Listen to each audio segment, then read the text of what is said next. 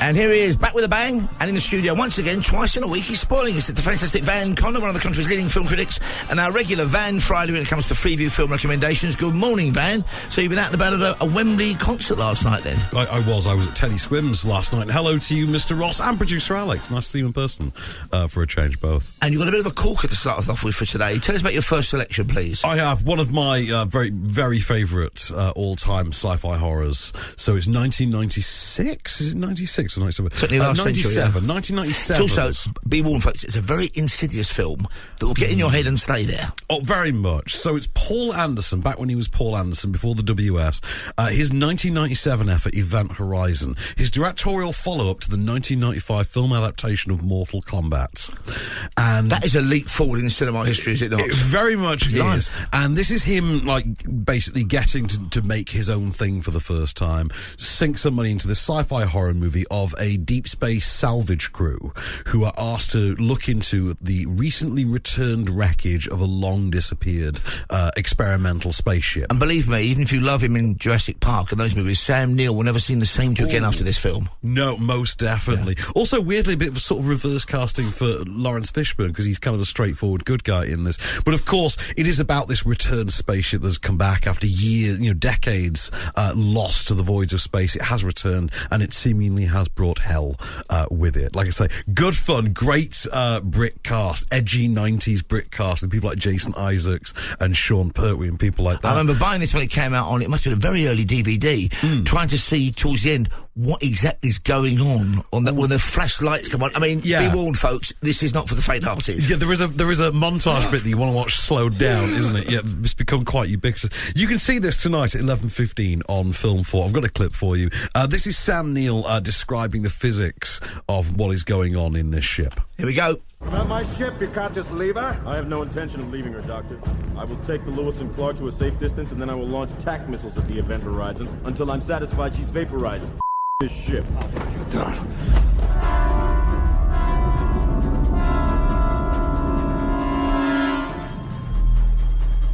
Captain Miller, the bioscan just went off the scale. It looks like the core is draining power from the rest of the ship. Get the files. Vacate. I want off this ship. You can't leave. She won't let you. You just get your gear and get back on the Lewis and Clark, Doctor, or you'll find yourself walking home. I am home. See, I watched this film, knowing nothing about it, thinking it was a science fiction film. Yeah. And when the horror descended upon me, I was very frightened.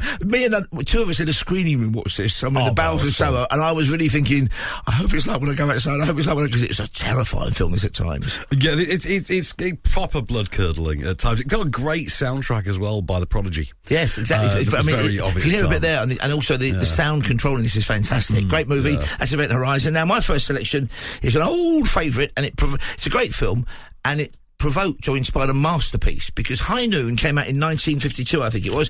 It stars Gary Cooper, who was then in his 50s, an amazing actor, won, I think, a couple of Oscars by then, and directed by Fred Zinnemann, produced by Stanley Kramer, who specialised in kind of social conscience films, and Grace Kelly's in it, and the story's very simple. Gary Cooper's leaving his job as a marshal or sheriff because he's marrying Grace Kelly, who's a Quaker, believes in pacifism, peace. But by the same token, a killer whom Gary Cooper put away a few years before is returning to the town to kill Gary Cooper and a lot of other people probably. He's meeting up with his two brothers, and no one wants to help out Gary Cooper. Nobody at all, and it's High Noon when the train gets in, and you can kind of guess the rest. It's a great film, kind of real-time film, great music in it. I think Tex Ritter had the hit, "Do Not Forsake Me, Oh My Darling." However, there are three people in the film. He goes around the town folk and says, give us a hand, but not in that way. And they all kind of say, well, no, let's just go away, leave, it'll be fine. And it's an argument against not speaking out. Three people, though, offer Gary their help.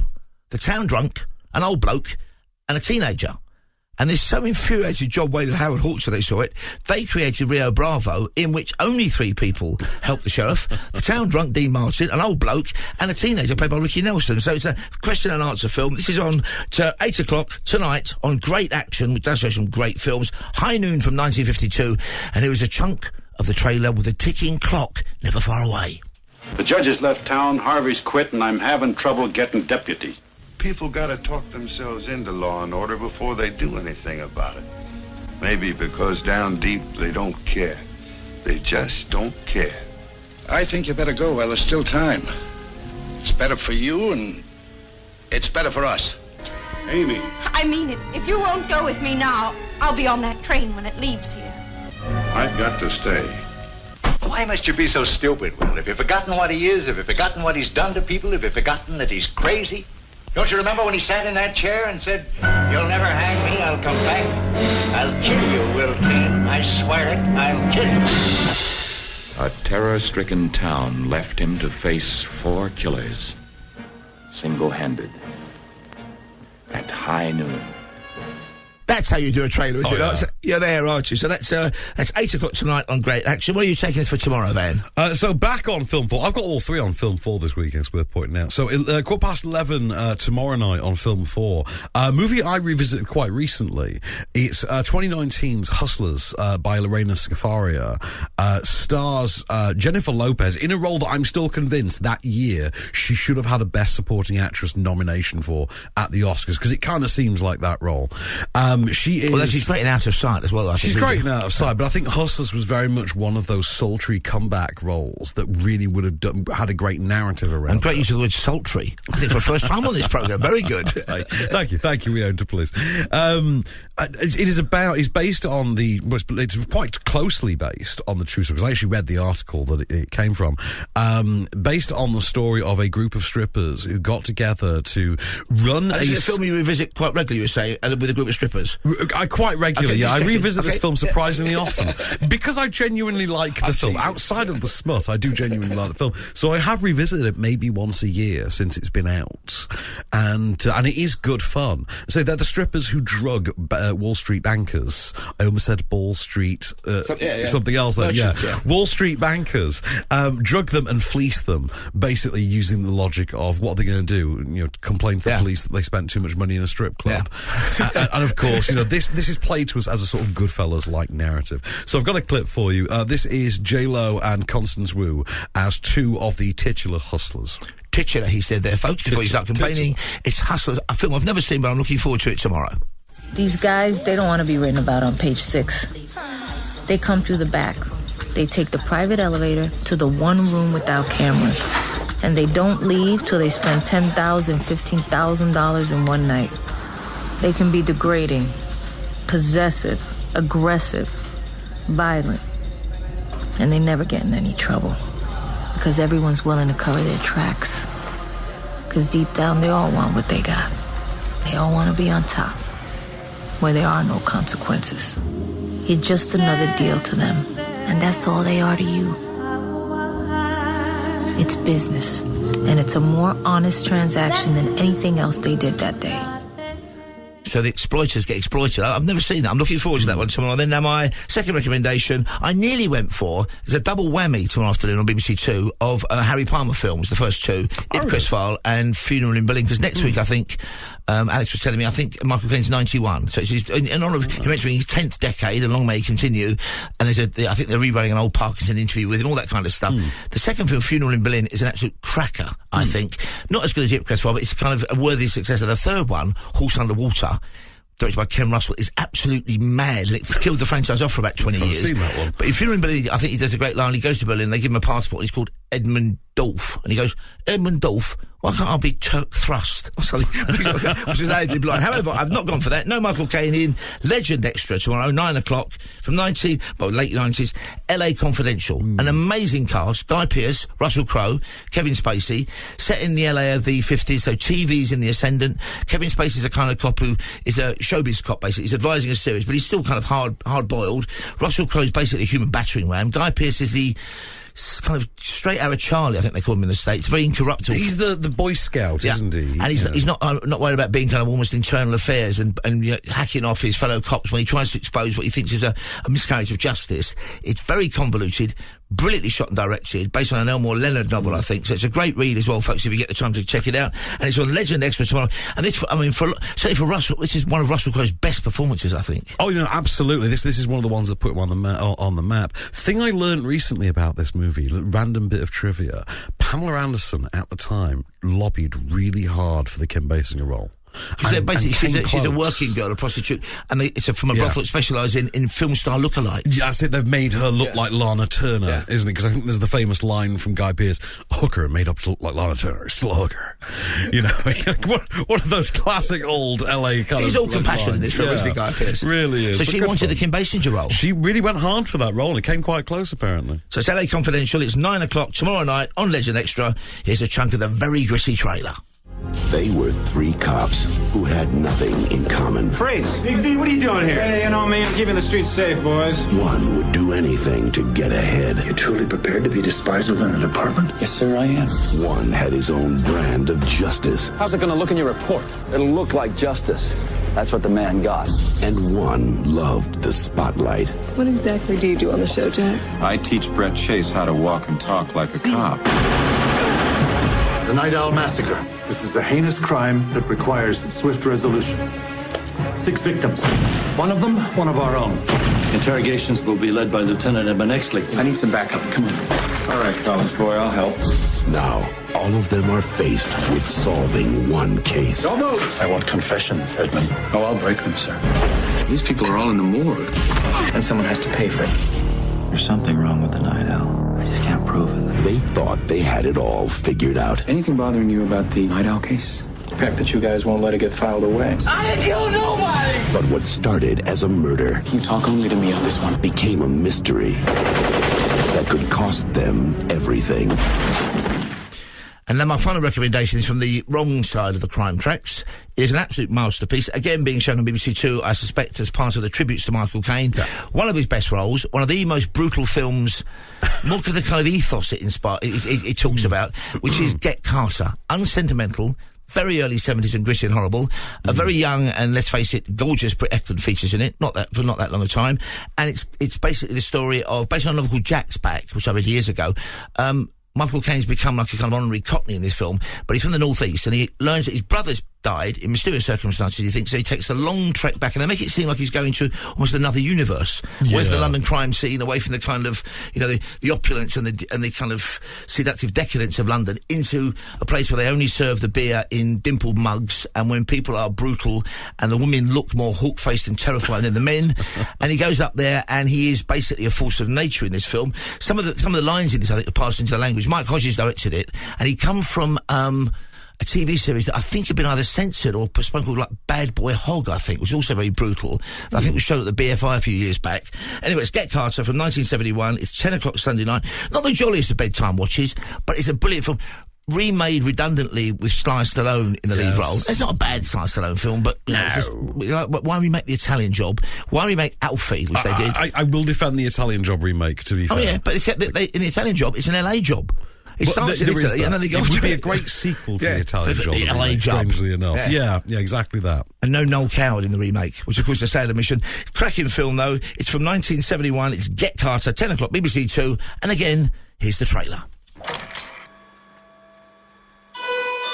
Some hard nuts operate up there, Jack. I smell trouble, boy. What are you going for? To find out what happened. Jack Carter. What you doing around here, then? I'm visiting relatives.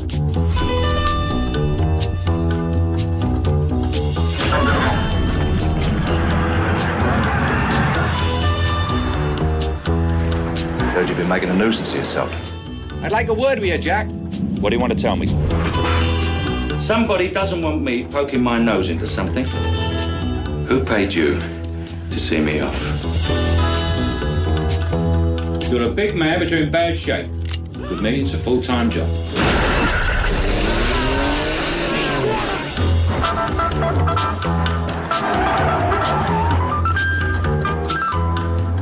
It features John Osborne, the playwright who wrote Look Back in Anger, as a very decadent kind of gang boss from up there. And Ian Hendry, who's in the original series of The Avengers, people forget, is the kind of chauffeur figure to whom Michael Caine has a great line, "Your eyes look like, what's that fried thing? Rissoles," he says, in the snow. He doesn't use the word rissoles in that front. And the person to whom he says, you know, you're a big bloke, you're out of shape with me, it's a business, behave yourself, became Alf Roberts from Coronation Street, who then, spoiler alert, throws from the top of a multi-storey car park. So it's an interesting film. It was a unique one, wasn't it? Yeah. And it's got that real, and there's a terrible, I mean, I don't know, I'm sure people have seen it, but he goes up and he kind of meets his niece, who's now a young woman, and at one point he says to her, "Don't trust boys," and how right he was.